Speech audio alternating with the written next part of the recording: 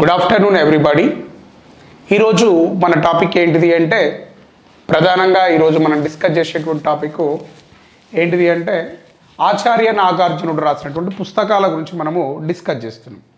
ఎవరు రాసినటువంటి పుస్తకాల గురించి డిస్కస్ చేస్తున్నాం? మనము ఆచార్య నాగార్జునుడు రాసినటువంటి పుస్తకాల గురించి మనము డిస్కస్ చేయడం జరుగుతుంది. అంతేనా కదా? ఎస్. ఇప్పుడు ఆచార్య నాగార్జునుడు రాసినటువంటి పుస్తకాలు ఏంటి అని మీకు ఒక డౌట్ ఉంటుంది కదా. రైట్, అవన్నిటిని మనం ఇంతకుముందుకే డిస్కస్ చేసినాం, మరొక్కసారి డిస్కస్ చేయడానికి కూడా రెడీ. సో జనరల్గా ఒక క్వశ్చన్ అడుగుతా, ఆచార్య నాగార్జునుడు ఏ ప్రాంతానికి చెందినవాడు? రైట్, ఆచార్య నాగార్జునుడు ఏ ప్రాంతానికి చెందినవాడు అంటే ఇతడు దక్షిణ భారతదేశంలోని వేదలి అనే ప్రాంతంలో జన్మించాడు అని చెప్పి మాట్లాడతాం. ఇతడు ఏ ప్రాంతానికి చెందినవాడు అంటున్నామండి? వేదలి అనే గ్రామానికి ప్రాంతానికి చెందినవాడు సౌత్ ఇండియాలో. మరి ఇతడు బౌద్ధ మత ఆచార్యుడు అంటున్నా. ఈ ఆచార్య నాగార్జునుడు బౌద్ధ మతంలో ఏ శాఖను అనుసరించాడు అనే విషయం కూడా తెలియాలి కదా. బౌద్ధ మతంలో ఇతడు ఏ శాఖను అనుసరించాడు అంటే మహాయానమా హీనాయానమా అనేది మనకు డౌట్ ఉంటుంది. ఇతడు బౌద్ధ మతంలో ఏ శాఖను అనుసరించాడు అంటే మహాయాన శాఖను అనుసరించడం జరిగింది అంటున్నాం. ఏ శాఖను అనుసరించాడు అంటే ఇతడు బౌద్ధ మతంలో ఇతడు అనుసరించినటువంటి శాఖ మహాయాన రూపకర్తగా భావిస్తాం. ఇతడు ఏ శాఖను అనుసరించాడు అంటున్నామండి? మహాయాన శాఖను ఈయన అనుసరించిండు అంటన్నా. ఎవరంట? ఈ యొక్క ఆచార్య నాగార్జునుడు. ఇప్పుడు ఈయన రాసినటువంటి పుస్తకాల్లో అత్యంత ప్రముఖమైనది సుహృల్ లేఖ అని చెప్పి పిలుస్తున్నాం. ఏ లేఖ అంటున్నామండి? సుహృల్ లేఖ అనే పుస్తకాన్ని ఎవరు రాసిరు అంటే మా ఆచార్య నాగార్జునుడు రాసినాడు సారు అని చెప్తాం. అవునా? ఈ సుహృల్ లేఖ పుస్తకానికి మరొక పేరు స్నేహితునికి లేఖ అని చెప్పి పిలుస్తాం. స్నేహితునికి లేఖ అనే పుస్తకం లేదా సుహృల్ లేఖ అనే పుస్తకం ఎవరి కాలంలో రాశాడు ఆచార్య నాగార్జునుడు అంటే యజ్ఞశ్రీ శాతకర్ణి కాలంలో రాశాడు. మరి యజ్ఞశ్రీ ఆస్థానంలో ఉన్నటువంటి సుప్రసిద్ధ బౌద్ధ మతాచార్యుడు ఎవరు అనగానే వెంటనే ఏం పేరు చెప్పాలా? ఈ యొక్క ఆచార్య నాగార్జునుడు. మరి ఈయన 4వ బౌద్ధ సంగీతిని గురించి వర్ణిస్తూ ఈ పుస్తకాన్ని రాశాడు. మరి ఈ పుస్తకాన్ని గురించి ప్రస్తావించినటువంటి విదేశీ యాత్రికుడు ఎవరు అంటే ఇత్సింగ్ అనే వ్యక్తి. ఎవరండి దీని గురించి వ్యాఖ్యానించినటువంటి వ్యక్తి? ఇత్సింగ్ అనే ఒక చైనా యాత్రికుడు 7వ శతాబ్దం 700 సంవత్సరాల కాలంలో భారతదేశాన్ని సందర్శించడానికి వచ్చిండు. ఎవరు వచ్చిరు? ఇత్సింగ్ అనే చరిత్రకారుడు వచ్చాడు. అలా వచ్చినటువంటి ఇత్సింగ్ గారు ఏమని చెప్పారు అంటే ఒకటే చెప్పిండండి, అప్పట్లో విశ్వవిద్యాలయాల్లో పాఠ్యాంశంగా బోధనా అంశంగా దేన్ని చేర్చారు అంటే ఈ సుహృల్ లేఖ అనే అంశాన్ని చేర్చారు అని చెప్పిండు. ఏమన్నాడండి?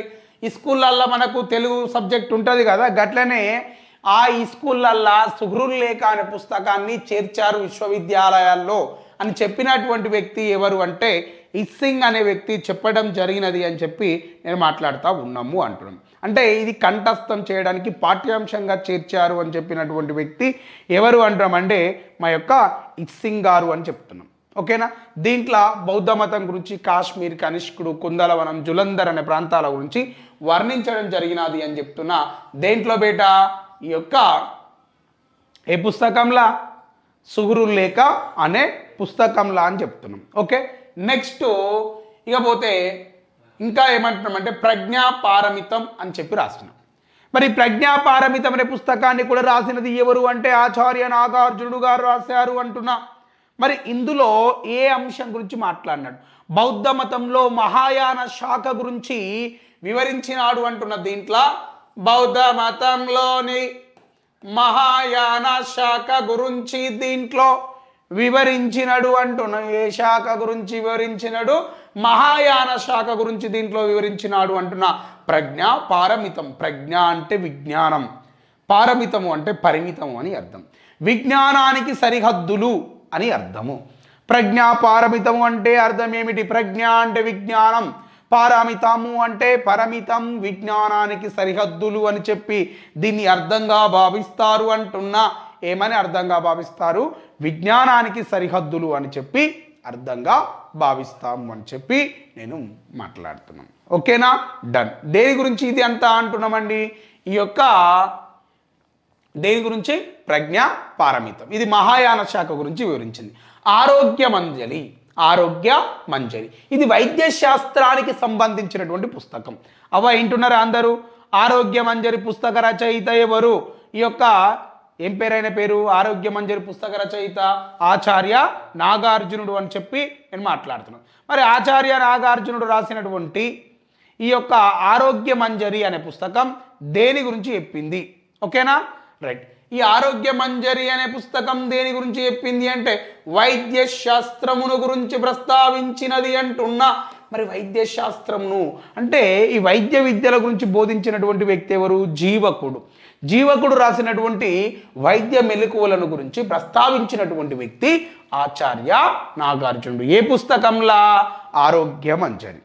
సుహృల్లేఖ అనే పుస్తకం గ్రూప్ 2 గారు మనం ఇంతకుముందుకు సాహిత్య ఆధారాల్లో చెప్పాను. సుహృల్లేఖ గురించి ఒక క్లియర్ ఎక్స్ప్లెనేషన్ ఇచ్చినాను. కంటెంట్లోకి వెళ్ళి సాహిత్య ఆధారాల్లో సుహృల్లేఖ పుస్తకాన్ని చూడండి, మీకు తప్పకుండా దానికి సంబంధించిన అంశాలు ఉన్నాయి. ఓకేనా, ఒకసారి చూడండి. ఈ క్లాస్ అయిపోయిన తర్వాత యాక్చువల్లీ దీని గురించి చెప్పిన సుహృల్లేఖ గురించి అని నేను ఇక్కడ డిస్కస్ చేయట్లేదు. Okay, done. ఇప్పుడు నేను ఏం చెప్తున్నాను అంటే ఈ యొక్క ఆరోగ్య మంజరి అయిపోయింది. మరి నెక్స్ట్ ఇంకా ఏమంటున్నామంటే ఈ యొక్క రసరత్నాకరం మూల మాధ్యమిక కారిక అని చెప్పి పిలుస్తున్నాం. మూల మాధ్యమిక కారిక అనే పుస్తకం గురించి మనం ఏం నేర్చుకున్నామంటే దీంట్లో మహాయాన సూత్రాల గురించి ప్రస్తావించారు. దేంట్లో బేట? మూల మాధ్యమిక కారిక. దీంట్లో దేని గురించి చెప్పారంటే మహాయాన సూత్రాలను గురించి దీంట్లో తెలియపడం జరిగినది అంటున్నాం. దేని గురించి తెలియపినారంటున్నామండి? మహాయాన సూత్రాల గురించి దీంట్లో తెలియపినారు అని చెప్పి నేను మాట్లాడుతూ ఉన్నాము అంటున్నాం. దేంట్లో బేట?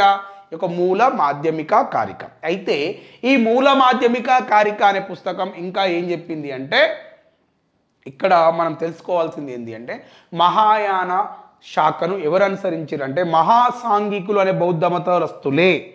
రెండవ బౌద్ధ సంగీతిలో బౌద్ధ మతం 2 శాఖలుగా విడిపోయింది. రెండవ బౌద్ధ సంగీతిలో బౌద్ధ మతం 2 శాఖలుగా విడిపోయింది. అందులో ఒకటి మహాసాంఘికులు, థెరవాదులు.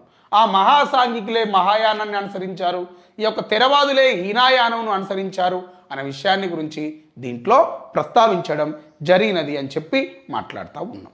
ఓకేనా, డన్. నెక్స్ట్గా పోతే రత్నావళి. ఏమంటున్నామండి? రత్నావళి అనే పుస్తకాన్ని తీసుకొచ్చినాం. రైట్, ఏ పుస్తకం అంటున్నామండి? రత్నావళి. ఇక్కడ రాస్తా చూడండి.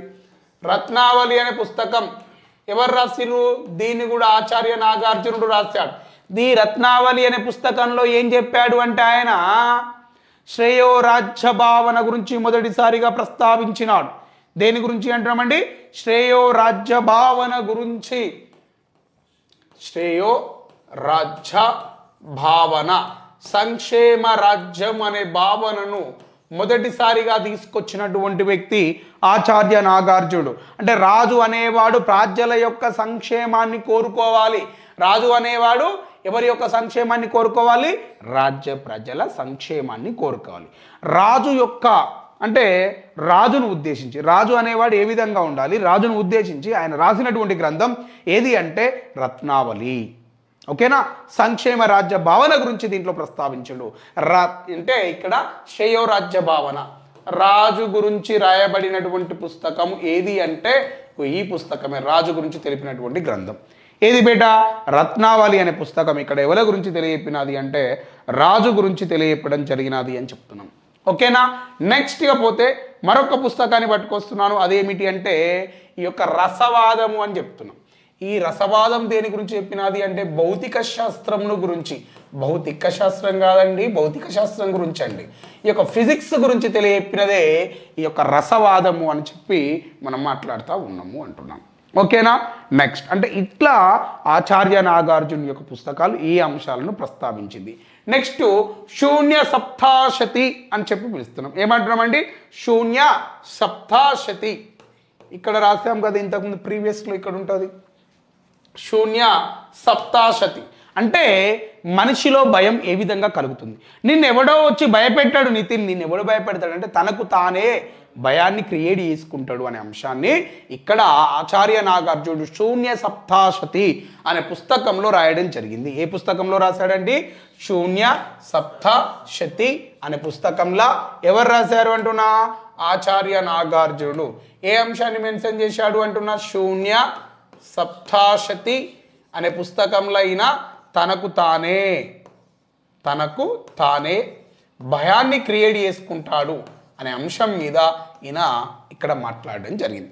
భయం ఎక్కడి నుంచో రాదు, ఎవడో భయపెడితే మనం భయపడం.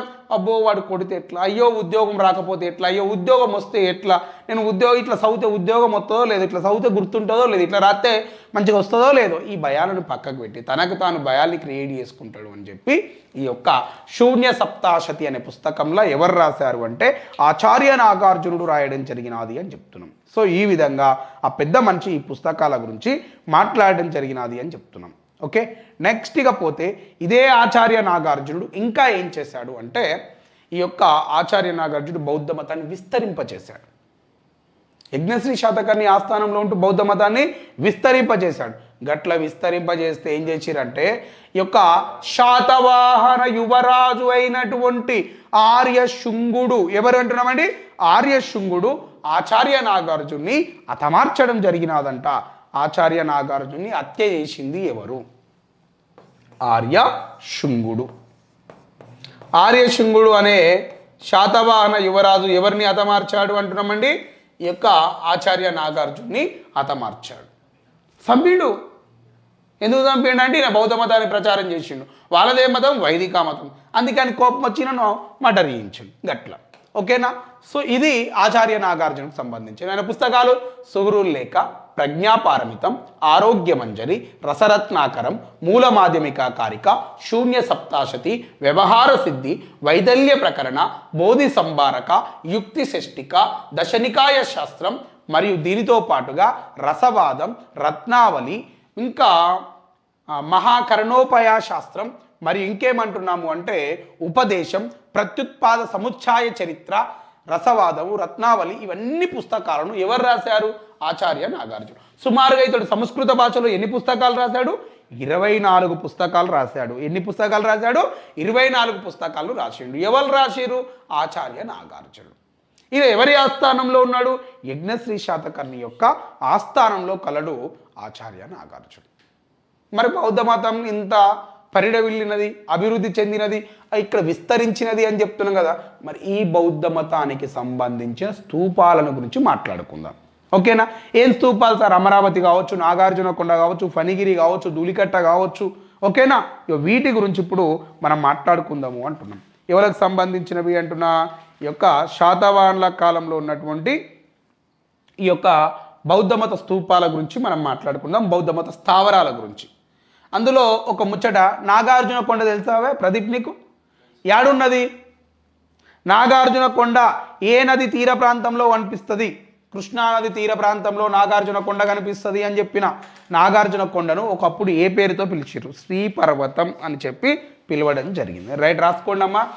నాగార్జున కొండ బౌద్ధ మత ప్రాంతాలు, బౌద్ధ మత స్థావరాలు లేదా స్తూపాలు అని రాస్తున్నా. బౌద్ధ మత స్థావరాలు లేదా స్తూపాలు అని రాస్తున్నా. దాంట్లో ఫస్ట్ది ఏమిటి అంటే ఏం పేరు రాస్తాం? ఏదో ఒకటి రాయి. నాగార్జున కొండ అని పిలుస్తున్నా.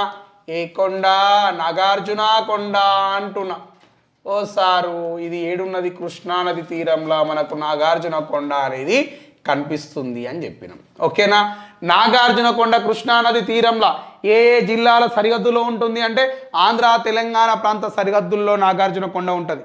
ఆంధ్ర ప్రాంతంలో గుంటూరు జిల్లా, తెలంగాణ ప్రాంతంలో నల్లగొండ జిల్లా, ఈ రెండింటికి మధ్యనే ఇది కనిపిస్తూ ఉంది అంటున్నాం. ఏడేడ కనిపిస్తుంది అంటున్నా? యొక్క గుంటూరు, ఏడసారు గుంటూరు, నల్లగొండ జిల్లా సరిహద్దులల్లా కృష్ణానది తీర ప్రాంతంలో ఈ నాగార్జున కొండ అనేది కనిపిస్తుంది అని చెప్పిన.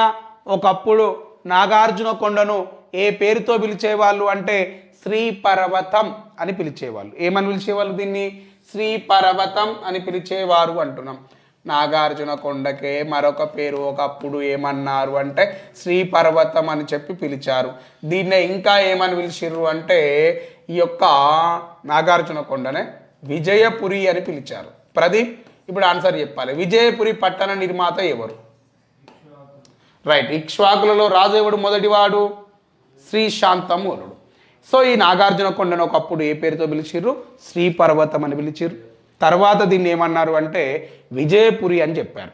నాగార్జున కొండ మీద పట్టణ ప్రాంతాన్ని నిర్మించింది ఎవరు ఇక్కడ అంటే నాగార్జున కొండ దగ్గర పట్టణ ప్రాంతాన్ని నిర్మించింది ఎవరు అంటే ఈ యొక్క విజయశ్రీ శాతకర్ణి. ఆయన పేరు మీదుగానే దీన్ని ఏమన్నారు అంటే విజయపురి అని చెప్పి పిలవడం జరిగింది అంటున్నాం. సార్ ఏమని పిలిచారు సార్? విజయపురి అని పిలిచారు సార్. ఏమని పిలిచారు? విజయపురి అని చెప్పి దీనిని పిలవడం జరిగినది అంటున్నాం. సార్ ఏమని పిలిచారు? దీనిని విజయపురి అని చెప్పి పిలవడం జరిగినది అని చెప్తున్నాం. ఓకేనా? రైట్. ఏమని పిలిచారు? విజయపురి అని చెప్పి పిలిచినాం. ఓకే సార్, ఇప్పుడు నాకు క్వశ్చన్ వచ్చింది, డౌట్ ఏంటిది అంటే నాగార్జున కొండ మీద మొదటిసారిగా పరిశోధనలు చేసిన మొదటి వ్యక్తి ఎవరు? ఇది సుప్రసిద్ధ బౌద్ధమత క్షేత్రం, ఏది నాగార్జున కొండ. దీని మీద పరిశోధనలు చేసిన మొదటి వ్యక్తి ఎవరు అని చెప్పి నేను అడుగుతున్నా. నాగార్జున కొండ మీద పరిశోధనలు చేసినటువంటి మొదటి వ్యక్తి ఎవరు అంటే బోర్డు మీద రాయండి. పరిశోధనలు చేసినటువంటి మొదటి వ్యక్తి ఎవరు? నాగార్జున కొండ మీద పరిశోధనలు చేసిన మొదటి పర్సన్, మొదటి వాడు ఎవరు అంటే లాంగ్ హార్ట్స్ అనే వ్యక్తి. ఎవరు అంటున్నామంటే దీని మీద పరిశోధనలు చేసిన మొదటి వ్యక్తి లాంగ్ హార్ట్స్.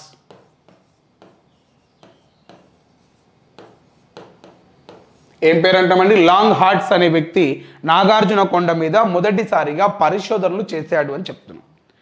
లాంగ్ హార్ట్స్ ఈయననే మొదటిసారిగా పరిశోధనలు చేశాడు అని చెప్తున్నాం. మరి దీన్ని బౌద్ధ క్షేత్రంగా మొదటిసారిగా గుర్తించింది ఎవరు? దీన్ని బౌద్ధ క్షేత్రంగా మొదటిసారి గుర్తించినది ఎవరు అంటే 1926వ సంవత్సరంలో. ఏ సంవత్సరంలో అంటున్నామండి? 1926వ సంవత్సరంలో ఏఆర్ సరస్వతి అనే వ్యక్తి. ఏమంటామండి? ఏఆర్ సరస్వతి అనే వ్యక్తి మొదటిసారిగా దేన్ని గుర్తించాడు అంటే నాగార్జున కొండను కనుగొని అది ఒక బౌద్ధ క్షేత్రంగా గుర్తించడం జరిగినది అని చెప్తుంది. ఎవరెవరు అంటున్నామండి? ఏఆర్ సరస్వతి మరియు ఇంకొక పర్సన్ కూడా ఉన్నాడు. ఆయన పేరు ఏం పేరు అంటే రంగస్వామి.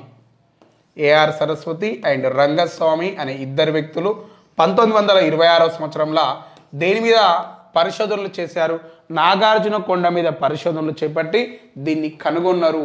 ఎలా గుర్తించారు అంటే దీన్ని బౌద్ధ క్షేత్రంగా గుర్తించారు. ఇద్దరయ్యా నితినో అర్థమవుతుందా ప్రదీప్? దీన్ని ఎంతమంది గుర్తించారు మొదటిసారిగా? ఏఆర్ సరస్వతి అండ్ రంగస్వామి దీన్ని కనుగొన్నారు. రేపు పొద్దుల క్వశ్చన్ అడుగుతాడు, ఈ యొక్క నాగార్జున కొండను కనుగొన్నది ఎవరు అని చెప్పి అడుగుతాడు. వెంటనే ఏం పేరు చెప్పాలి? ఏఆర్ సరస్వతి అండ్ రంగస్వామి అనే ఇద్దరు వ్యక్తులు దేన్ని కనుగొన్నారు అంటే నాగార్జున కొండను కనుగొన్నారు. ఏ ఇయర్లో కనుగొన్నారు అన్నప్పుడు 1926వ సంవత్సరంలో దీనిని కనుగొనడం జరిగినది అంటున్నాం. సరే, ఏ సంవత్సరంలో కనుగొన్నారు? 1926వ సంవత్సరంలో. అయితే నాగార్జున సాగర్ ప్రాజెక్టు కొరకై దీనిపై తవ్వకాలు జరిగినాయి. నాగార్జున సాగర్ ప్రాజెక్టు కొరకై నిర్మాణం చేపట్టేటప్పుడు దీని మీద తవ్వకాలు అనేది చేపట్టారు. మరి ఈ తవ్వకాలు ఎవరి ఆధ్వర్యంలో జరిగినాయి? నాగార్జున కొండ మీద అంటే నాగార్జున సాగర్ ప్రాజెక్టు కోసం ఇక్కడ తవ్వకాలు జరిగినాయి అని చెప్పిన కదా. ఏ ఇయర్లా? 1955వ సంవత్సరంలో నాగార్జున కొండ మీద త్రవ్వకాలు అనేటివి చేపట్టారు. ఈ తవ్వకాలు ఎవరి సమక్షంలో జరిగినాయంటే రావిప్రోలు ఏమంటున్నా రావిప్రోలు సుబ్రహ్మణ్యం గారి యొక్క అధ్యక్షతన. ఎవరి అధ్యక్షతన అంటున్నామండి? రావిప్రోలు సుబ్రహ్మణ్యం గారి యొక్క అధ్యక్షతన ఇక్కడ తవ్వకాలు అనేటివి చేపట్టారు. సార్ ఎవరి అధ్యక్షతన? రావిపోలు సుబ్రహ్మణ్యం గారి యొక్క అధ్యక్షతన ఇక్కడ తవ్వకాలు అనేటివి చేపట్టారు. ఆ తవ్వకాలలో ఇక్కడ సుమారుగా ఆయన యొక్క పర్యవేక్షణలో ఈ తవ్వకాలు జరిగినాయి. ఈ తవ్వకాలు జరిగినప్పుడు సుమారుగా ఇక్కడ 30కి పైగా బౌద్ధ మతానికి సంబంధించిన విగ్రహాలు దొరికినవి అంటున్నాం. ఏం విగ్రహాలు దొరికినాయి అంటున్నా? 30కి పైగా బౌద్ధ విగ్రహాలు ఇక్కడ లభ్యమైనవి అని చెప్పి మాట్లాడుతూ ఉన్నాము అంటున్నాం. ఏం దొరికినాయి అంటున్నామండి? సుమారు 30కి పైగా బౌద్ధ విగ్రహాలు. 30 బౌద్ధ విగ్రహాలు ఇక్కడ దొరికినాయి. ఇంతకుమించి ఏముంటుందా? 30 దొరికినాయి ఇక్కడ బౌద్ధ విగ్రహాలు. అవునా కాదా? నెక్స్ట్ ఇంకా ఏం దొరికినాయట అంటే ఇక్కడ స్వస్తిక్ గుర్తుతో కూడినటువంటి నాణెములు దొరికినాయి. బౌద్ధ మతాన్ని సూచించేటువంటి నాణాలు దొరికినాయి ఇక్కడ. మరి ఇంకా ఏం దొరికినాయట అంటే ఇక్కడ స్వస్తిక్ గుర్తుతో కూడినటువంటి ఏం దొరికినాయి సార్? స్వస్తిక్ గుర్తుతో కూడిన నాణెములు ఎక్కడ దొరికినాయట అంటే నాగార్జున కొండ దగ్గర స్వస్తిక్ గుర్తుతో కూడినటువంటి నాణెములు అనేటివి ఇక్కడ లభ్యమైనవి. ఏ గుర్తుతో కూడినవి అంటున్నా? స్వస్తిక్ గుర్తుతో కూడినటువంటి నాణెములు ఎక్కడ దొరికినాయి అంటే నాగార్జున కొండ వద్ద దొరికినవి అని చెప్పి నేను మాట్లాడుతూ ఉన్నాము అంటున్నాము. ఓకేనా? మరి నాగార్జున కొండ దగ్గరికి వచ్చినటువంటి వ్యక్తి ఎవరు అంటే ఈ యొక్క ఉయాజ్ సంగ్ అనేవాడు నాగార్జున కొండను సందర్శించడం జరిగినది అని చెప్పి మాట్లాడుతూ ఉన్నాము అంటున్నాం. ఓకేనా? ఎవరు సందర్శించారు అంటున్నామండి? ఉయాజ్ సంగ్ గారు. ఏ కొండను సందర్శించిండు? నాగార్జున కొండను. చైనా యాత్రికుడు ఉయాజ్ సంగ్ గారు నాగార్జున కొండను సందర్శించాను అని చెప్పి రాసుకున్నాడు. ఎందులో రాశాడు అంటే ఉయాజ్ సంగ్ గారు ఒక పుస్తకాన్ని రాశాడు అని చెప్పినాం. ఆ పుస్తకం పేరు ఏం పేరు అంటే సియుకి అనే పుస్తకంలో ఆయన నాగార్జున కొండను సందర్శించినట్లుగా రాసుకున్నాడు అంటున్నాం. ఏ పుస్తకంలో రాశాడు? సియుకి అనే పుస్తకంలో అతడు ఈ యొక్క నాగార్జున కొండను సందర్శించాడు అనే విషయాన్ని ప్రస్తావన చేశాడు. మరి నాగార్జున కొండ దగ్గర బౌద్ధ మత సన్యాసులు ప్రార్థన అంటే సమావేశాలను ఏర్పాటు చేసుకుంటారు. నాగార్జున కొండ ఉంది కదా, అక్కడ బౌద్ధ మత సన్యాసులు ఏం చేసిరు అంటే ప్రార్థనా సమావేశాలను ఏర్పాటు చేసుకునేవాళ్ళు, బహిరంగ సమావేశాలను ఏర్పాటు చేసుకుంటారు. అంటే ఒక సమావేశంలో సుమారు ఒక 500 మంది పాల్గొంటారు. 500 మందికి మాట్లాడాలంటే నేను ఏం చేయాలో ఒక మైక్ పట్టుకొని మాట్లాడాలి. అవునా కాదా? ఎందుకు అంటే అంతమందికి నా వాయిస్ రీచ్ కాదు కాబట్టి. కానీ నాగార్జున కొండ దగ్గర 500 మంది సమావేశాల్లో పాల్గొనే వాళ్ళు వితౌట్ మైక్, అప్పుడు టెక్నాలజీ లేదు కదా. ఎందుకు ఇక్కడ మీటింగ్లు పెట్టేవాళ్ళు అంటే ధ్వని అనేది ఇక్కడ నుంచి ప్రసరించబడేది. ఎప్పుడైనా కొండ ప్రాంతాల్లో పోయినాం అని క్లాప్స్ కొట్టినాం, ఏమైతే సౌండ్? రీసౌండ్ వస్తుంది. ఇట్లనే ధ్వని అనేది ఇక్కడ ప్రసరింపబడుతుంది. ఎక్కడ? నాగార్జున కొండ ప్రాంతంలో. అందుకే ఇక్కడ బౌద్ధ మత సన్యాసులు మాట్లాడడానికి అవకాశంగా ఉంటుంది అని చెప్పి ఇక్కడ మీటింగ్లు కండక్ట్ చేశారు. అందుకే ఈ నాగార్జున కొండ ప్రాంతంలో ధ్వని అనేది ప్రసరించబడుతుంది కాబట్టి ఈ ప్రాంతాన్ని, ఈ నాగార్జున కొండను ఏమని పిలిచారు అంటే ధ్వని విజ్ఞాన కేంద్రము అని చెప్పి పిలవడం జరిగింది. దీన్ని ఏమన్నారండి? ధ్వని విజ్ఞాన కేంద్రము అని చెప్పి పిలిచారు అంటున్నాం. దేన్ని ధ్వని విజ్ఞాన కేంద్రము అంటున్నా? నాగార్జున కొండను ఏమని పిలిచాము అంటే ధ్వని విజ్ఞాన కేంద్రము అని చెప్పి పిలుస్తాం. ఇది బుద్ధుడి యొక్క ధాతుగర్భ స్తూపంగా గుర్తిస్తాం. ధాతుగర్భ స్తూపాలు అంటే బిఫోర్ క్లాస్లో చెప్పాను కదా, బుద్ధుని యొక్క అవశేషాలపైన నిర్మించబడిన స్తూపాలనే ఏమంటారు అంటే ధాతుగర్భ స్తూపాలు అంటారు. ఇది చరిత్రకారుల అంచనా ప్రకారం ధాతుగర్భ స్తూపంగా గుర్తించారు అంటారు. దీన్ని ఏ స్తూపంగా గుర్తించారు? ధాతుగర్భ స్తూపముగా గుర్తించారు. రైట్, ఏమంటున్నామంటే దీన్ని ధాతుగర్భ స్తూపము అని చెప్పి గుర్తించారు అంటున్నాం. దేన్ని గుర్తించారు ధాతుగర్భ స్తూపంగా? ఈ యొక్క నాగార్జున కొండను ఏమని గుర్తించారు అంటే ధాతుగర్భ స్తూపము అని చెప్పి గుర్తించడం జరుగుతుంది. మరి ఇది చైత్యక శైలులు ఉన్నాయి కదా, చైత్యక శైలులు ఎన్ని రకాలు? 5 రకాలు. పూర్వశైల, అపరశైల, ఉత్తరశైల, రాజగిరిక, సిద్ధార్థక శైల. అవునా? ఇప్పుడు చూడండి, పూర్వశైల ఎక్కడ ఉంటుంది? అమరావతిలో ఉంటుంది. అపరశైల ఎక్కడ ఉంటుంది? నాగార్జున కొండలు ఉంటుంది. మరి ఇకపోతే ఉత్తరశైల ఎక్కడ ఉంటుంది? జగ్గయ్యపేటలో ఉంటుంది. రాజగిరిక శైలి ఎక్కడ ఉంటుంది? గుంటుపల్లిలో ఉంటుంది. ఇప్పుడు లాస్ట్ ఏంది? సిద్ధార్థక శైల, అది ఎక్కడ ఉంటుంది? గుడివాడలో ఉంటుంది. ఇప్పుడు ఇది గుర్తున్నాయా? ఉన్నాయా? ఇప్పుడు చైత్యక శైలిలో ఇది అపర శైల యొక్క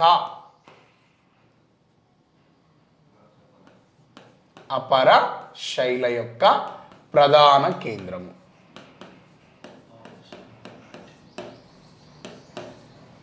దేని యొక్క ప్రధాన కేంద్రం అంటున్నా? అపర శైల యొక్క ప్రధాన కేంద్రము ఏది అంటే ఏం పేరు చెప్పాలి? అపర శైల యొక్క ప్రధాన కేంద్రం నాగార్జున కొండ. ఈ కొండ నాగార్జున కొండ దేని యొక్క ప్రధాన కేంద్రము? అపర శైల యొక్క ప్రధాన కేంద్రం. పూర్వశైల యొక్క ప్రధాన కేంద్రం ఏమిటి? అమరావతి. ఉత్తర శైల ప్రధాన కేంద్రం ఏమిటి? జగ్గయ్యపేట. రాజగిరి కశైల యొక్క ప్రధాన కేంద్రం ఏమిటి? గుంటుపల్లి. గుంటుపల్లి ఏ జిల్లా? పశ్చిమ గోదావరి జిల్లా, జీలకర్రగూడెం. ఇకపోతే సిద్ధార్థక శైలి ఎక్కడ ఉంటుంది? గుడివాడ. సో ఇవి అర్థమైనాయా? రైట్. ఇంకా పోతే ఇంకా దీన్ని ఏమంటారంటే ఇది నాగార్జున కొండ దగ్గర బౌద్ధ మతానికి సంబంధించిన విశ్వవిద్యాలయాన్ని ఏర్పాటు చేశారు. దేన్ని ఏర్పాటు చేశారు అంటామండి? విశ్వవిద్యాలయాన్ని ఇక్కడ ఏర్పాటు చేయడం జరిగింది. నాగార్జున కొండ దగ్గర ఏం ఏర్పాటు చేశారంటే విశ్వవిద్యాలయం. ఇది ఒక అద్భుతమైనటువంటి విశ్వవిద్యాలయంగా ప్రసిద్ధిగాంచింది. ఎవరు విశ్వవిద్యాలయంగా ప్రసిద్ధిగాంచింది? నాగార్జున కొండ. ఇంకొక ప్రత్యేకత ఏంటి అంటే ఇక్కడ సింహల దేశం యొక్క విహారము ఇక్కడ లభ్యమైనది.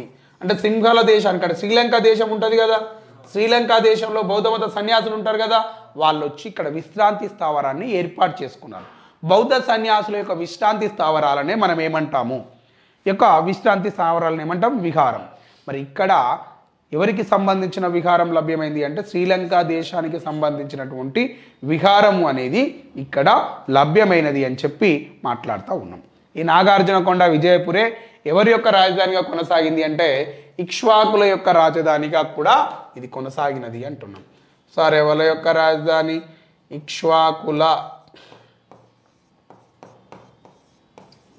ఇక్ష్వాకుల రాజధానిగా ఇది కొనసాగినది అంటున్నాం. ఏది కొనసాగింది ఇక్ష్వాకుల యొక్క రాజధానిగా? నాగార్జున కొండ అనేది ఇక్ష్వాకుల యొక్క రాజధానిగా కొనసాగింది అంటున్నాం. ఇక హైలైట్ ఏంటంటే నాగార్జున కొండ దగ్గర ఒక మ్యూజియంను నిర్మించారు. దీన్ని ఐలాండ్ మ్యూజియం అని చెప్పి పిలుస్తాం. ఏమంటామంటే ఇది ప్రపంచంలో ఏకైక ద్వీప మ్యూజియం. ద్వీప మ్యూజియం అంటే ఐలాండ్ మ్యూజియం అంటే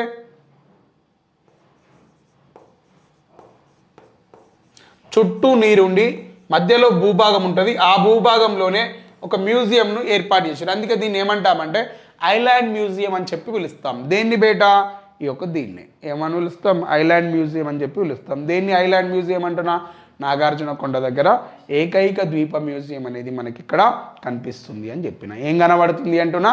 ఏకైక ద్వీప మ్యూజియం ఏడ కనబడుతుంది? నాగార్జున కొండ దగ్గర కనబడుతుంది అని చెప్పినాం. Okay, done. అర్థమైందా బిడ్డ మీ అందరికీ? అవ్వా అర్థమైందా బిడ్డ? समझाए सबको? ठीक है,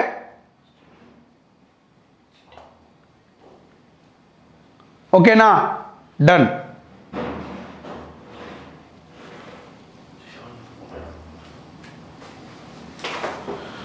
రైట్. ఈ యొక్క నాగార్జున కొండ ప్రపంచంలోని ఏకైక ద్వీప మ్యూజియం. ఇక్ష్వాకుల యొక్క రాజధాని ఇక్కడి నుంచే కొనసాగింది. మరి అదేవిధంగా ఇంకేమంటున్నాము అంటే ఈ నాగార్జున కొండ యొక్క మరొక ప్రత్యేకత సింహల విహారం బయలుపడినటువంటి ప్రాంతం ఇదే. ధ్వని విజ్ఞాన కేంద్రము అని చెప్పి పిలవడం జరుగుతుంది. దీన్నే ధ్వని విజ్ఞాన కేంద్రం, ప్రేక్షకాగారం అంటే ప్రేక్షకాగారం అని చెప్పి కూడా పిలుస్తూ ఉంటాం. ఏమంటామండి దీన్ని? ప్రేక్షకాగారం అని చెప్పి కూడా పిలుస్తూ ఉంటాము అని చెప్తున్నాం. ఓకేనా? రైట్. ఇవన్నీ దేనికి సంబంధించినవి? నాగార్జున కొండకు సంబంధించినవి.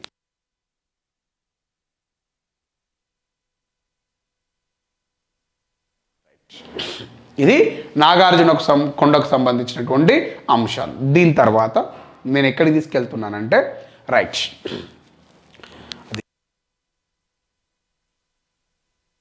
ఎక్కడికి వెళ్తున్నామట అంటే అమరావతి స్తూపం దగ్గరికి వెళ్తున్నాం. ఏడికి పోతున్నాం బేట? అమరావతి